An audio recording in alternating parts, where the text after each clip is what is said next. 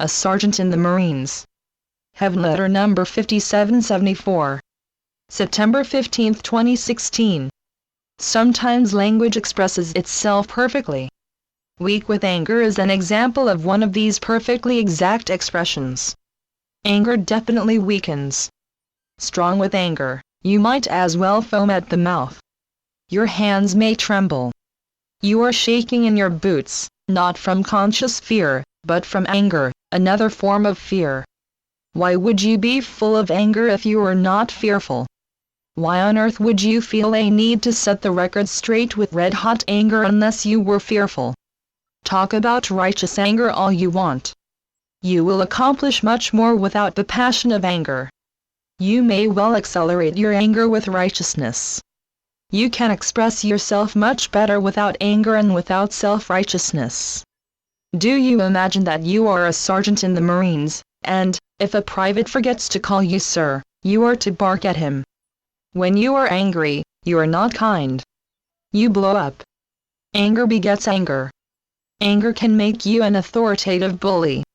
Everyone justifies his immediate anger. You can't help it, for you are under the command of anger. If you can't help but be angry, call it weakness. You can't call it strength. You have observed anger from others in action. It is not a pretty sight.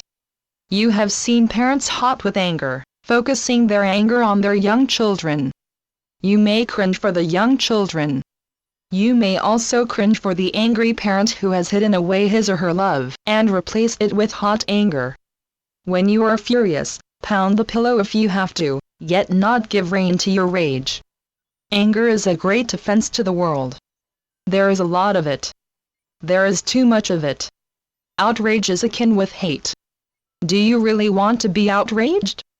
Find a way to deflate your anger without having to inflict it on the world. There are all those innocent people around you or far from you who catch the fallout from your anger.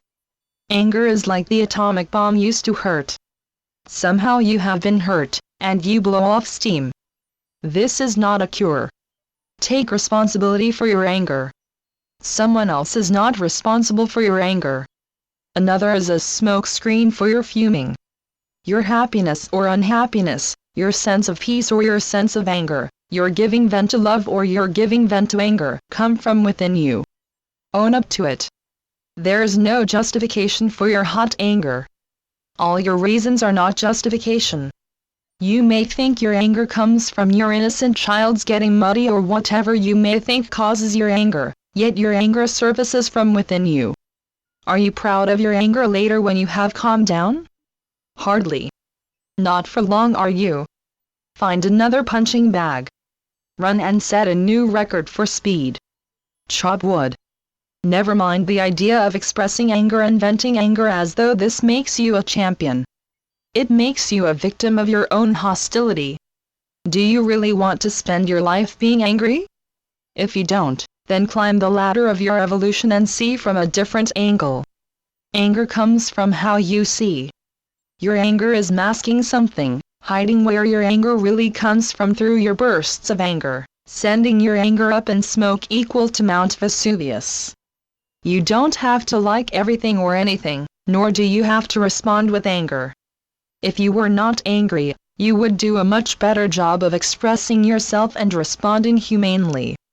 You don't want to be the match that lights fires and hurts the atmosphere. I know no cure for anger but a shift within you. Greater understanding from you can be a start. Sure, greater understanding of the one who seemingly set you off, and the real perpetrator behind your anger. Dear hotheads, turn your volume down. Channeled by Gloria Wendroff. Heavenletters.org